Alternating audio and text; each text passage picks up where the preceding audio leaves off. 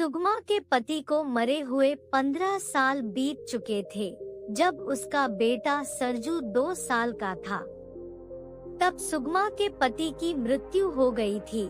सुगमा ने अकेले ही अपने बेटे को बड़ी ही मेहनत से पाला था। आज उसके बेटे की उम्र लगभग 17 साल की थी। सुगमा गांव में ही मेहनत मजदूरी करती थी। उसके पास अपने कोई खेत न थी। बेटा भी अब बड़ा हो गया था। वह भी अपनी माँ का हाथ बटाना चाहता था और वह ऐसा करता भी था। गांव में जहाँ भी उसे कोई छोटा मोटा काम मिलता वह कर लेता। दोनों प्राणियों की 2 वक्त की रोटी का जुगाड़ हो जाता था। पर जवान होते बेटे के सिर पर एक धुन सवार थी और वह थी इस गरीबी भरी जिंदगी से बाहर आने को। वह चाहता था कि इस गांव से निकलकर कहीं शहर जाकर काम करूंगा। उसने कई बार अपनी माँ से इस बारे में बात की कि वह शहर जाकर कमाएगा तो उनकी गरीबी दूर हो जाएगी।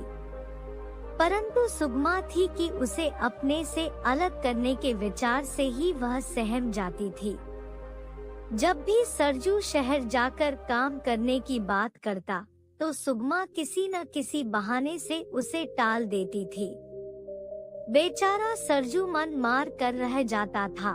उसके मन में इच्छा थी कि वह शहर जाकर कमाएगा तो 4 पैसे ज्यादा बचेंगे, घर को पक्का करवाएगा और एक गाय खरीदेगा। परंतु माँ के आगे उसकी एक ना चलती थी। समय अपनी गति से चल रहा था। इस बार गांव में बारिश नहीं हुई। स्थिति यह हो गई कि सारे गांव में फसल का नामो निशान न था। माँ बेटे के पास खेत तो ना थे, परंतु दूसरों के खेतों में मजदूरी करके जो काम मिलता था वह भी बंद हो गया। यूँ समझो कि उनके भूखों मरने की नौबत आ गई थी। घर में अन्न का एक दाना ना बचा। ऐसे गुजारा कैसे होता? सरजू ने एक बार फिर से अपनी माँ से कहा, माँ मुझे प्रदेश जाने दे, वहाँ पर कमाऊंगा तो हमें भूखा मरना नहीं पड़ेगा। 4 पैसे बुरे वक्त के लिए भी बचा लूंगा। मेरी बात मान और अभी भी वक्त है। मुझे शहर जाकर काम करने दे। परंतु हमेशा की तरह सुगमा ने कहा, बेटा मेरा एक तू ही तो सहारा है। अगर तू भी चला जाएगा तो मैं कैसे जीऊंगी? तू चिंता मत कर, यह तो मौसम की मार है। कुछ ही दिनों में बारिश होगी तो सब ठीक हो जाएगा। तब तक मैं पैसों का कुछ इंतजाम करती हूँ।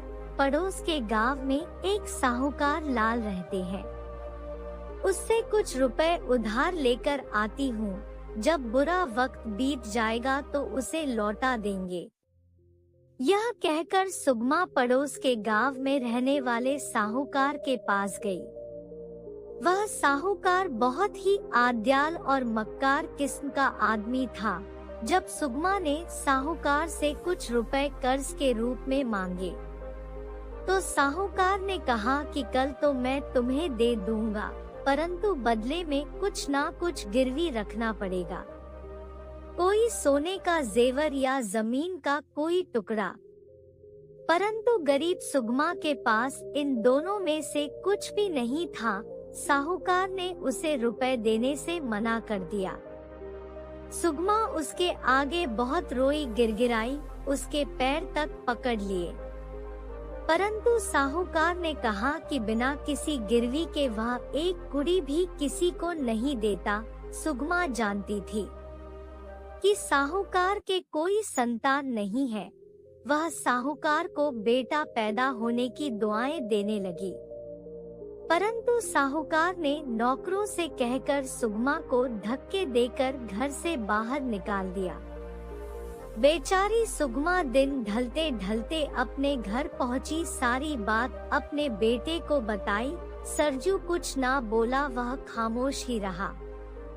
उस रात सुगमा के घर पर चूल्हा तक ना जला। दोनों माँ बेटे भूखे पेट ही सो गए।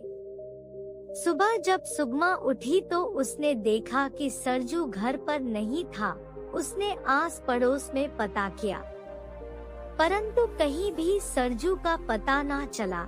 असल में सरजू इस गरीबी और भूखमरी से तंग आकर घर छोड़कर शहर की तरफ भाग गया था। वह जानता था कि माँ उसे कभी शहर नहीं जाने देगी, इसीलिए वह रात के अंधेरे में ही घर छोड़कर चला गया। सारे गांव में ढूंढने के बाद भी जब सुगमा को अपने बेटे का पता ना चला तो उसे भी अंदेशा हो गया कि गरीबी और भुखमरी से तंग आकर उसका बेटा शहर भाग गया है। परंतु किधर गया है यह नहीं पता। सुगमा पर मानो मुसीबत का पहाड़ टूट पड़ा हो। वह दिन रात अपने बेटे को याद करती और साथ ही उस साहूकार को भी कोसती कि अगर उसे दिन साहूकार ने कुछ पैसे उधार दे दिए होते तो सरजू घर छोड़कर ना भागता। समय बिता, महीने 2 महीने करते करते 4 साल बीत गए, परंतु ना तो सरजू की कोई खबर आई और ना ही सरजू आया। गांव वाले तो सरजू को मरा हुआ मान चुके थे। जिंदा होता तो अपनी माँ की खोज खबर लेने आता। है भी या नहीं, सुगमा पर भी इन बातों का असर होने लगा। वह भी सोचती सच ही तो है, जो कभी मुझसे 4 दिन तक दूर नहीं रहा वह 4 साल से वापस नहीं लौटा। इसी बीच खबर आई कि पड़ोस के गांव के साहूकार के घर पर महाभोज रखा गया है। आसपास के 20 गांव को न्योता भेजा गया। शादी के कई सालों बाद निसंतान साहूकार के घर बेटा पैदा हुआ था। ऐसा महाभोज होगा जो आज तक किसी ने देखा ना होगा और ना ही सुना होगा। 2 दिन बाद पूरा गांव, आसपास के गांव के लोग साहूकार के महाभोज पर पहुंच गए। सुगमा भी इस महाभोज में आई थी। यह साहूकार वही था जिसने 4 साल पहले सुगमा को कर्ज देने से मना कर दिया था और साहूकार ने उसे धक्के देकर बाहर निकाल दिया था। तब से सुगमा यही मानती थी कि इसी के कारण मेरा बेटा मुझसे दूर हो गया है। किसी ने मेरा जवान बेटा मुझसे छीन लिया। साहूकार के घर पर महाभोज शुरू कर दिया गया। तरह तरह के व्यंजन लोगों को परोसे गए। भोज पूरा होने पर सभी लोग अपने अपने घरों को लौट गए, पर एक औरत अभी तक घर के द्वार पर बैठी हुई थी। यह सुगमा थी। सब लोग जा चुके थे, चारों तरफ सन्नाटा था, परंतु सुगमा अभी तक यहीं बैठी थी। अचानक साहूकार वहां पर आया। ए बूढ़ी, तू यहाँ पर क्या कर रही है? तुझे खाने को नहीं मिला क्या? मिल गया हजूर, तो जाती क्यों नहीं? कहाँ जाऊं सरकार, मेरा कोई घर द्वार नहीं है। आपका हुक्म हो तो यहीं पर पड़ी रहूंगी। पाँव पर आते से मेरा गुजारा हो जाएगा। नौकरी करेगी? क्यों ना करूंगी सरकार, बच्चा खिला सकती है। हाँ हजूर, अच्छी बात है। तो आज से यहीं पर रहा, घर में देखा, जो काम बताएं वही कर लूंगी। सुगमा को साहूकार पहचान नहीं पाया था। पहचानेगा भी कैसे?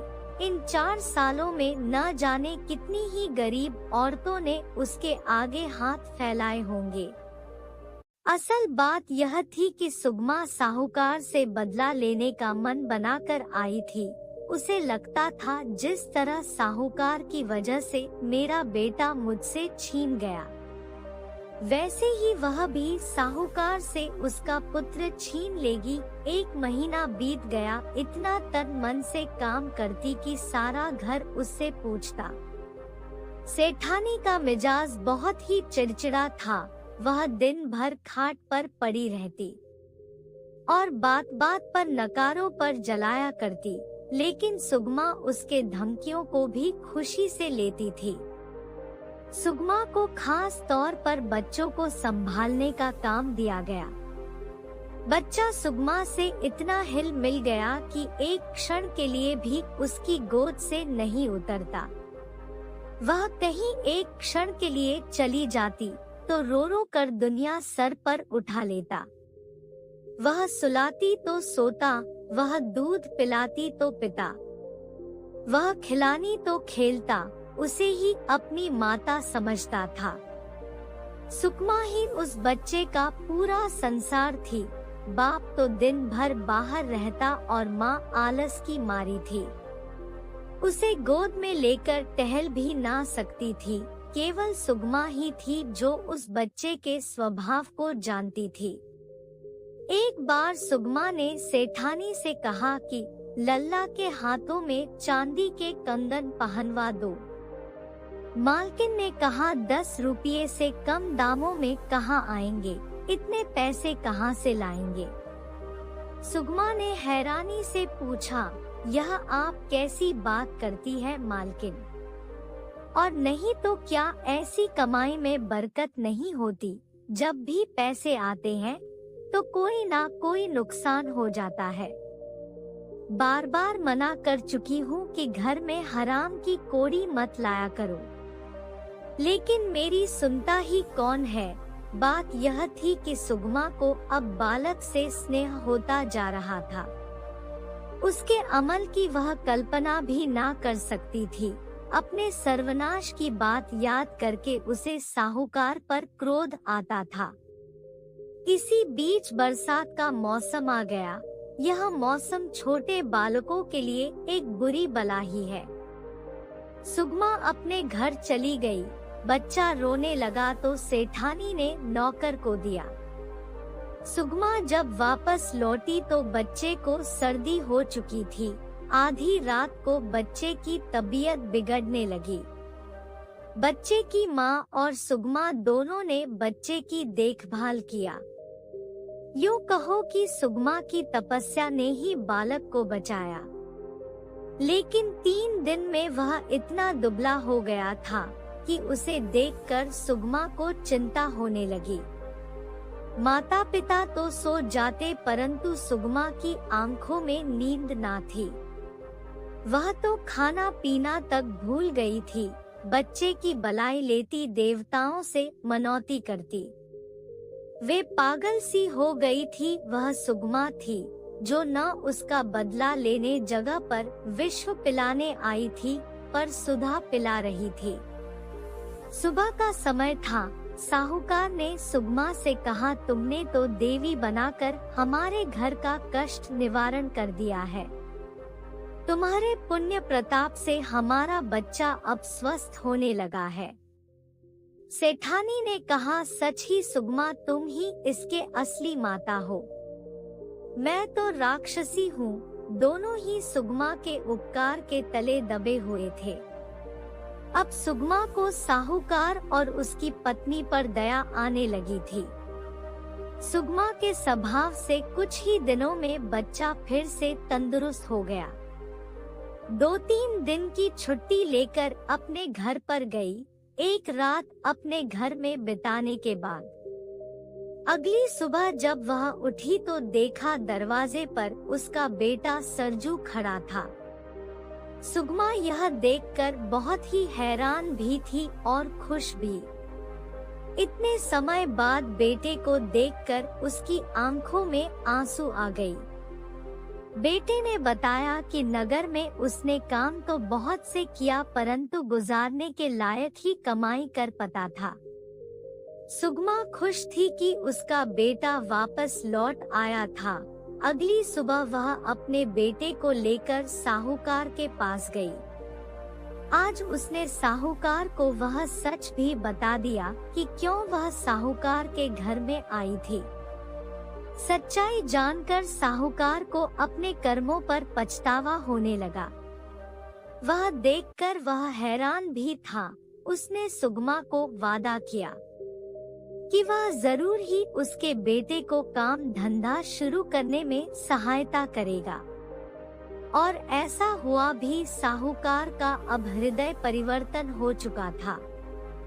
एक माँ की ममता और दया भाव ने उसके पत्थर जैसे निश्चित हृदय को भी मोम की तरह पिघल कर रख दिया था। सुगमा और उसका बेटा अब गांव में ही रहकर अपना जीवन बिताने लगे और साहूकार भी अब जरूरतमंद लोगों की सहायता करने से पीछे न हटता था।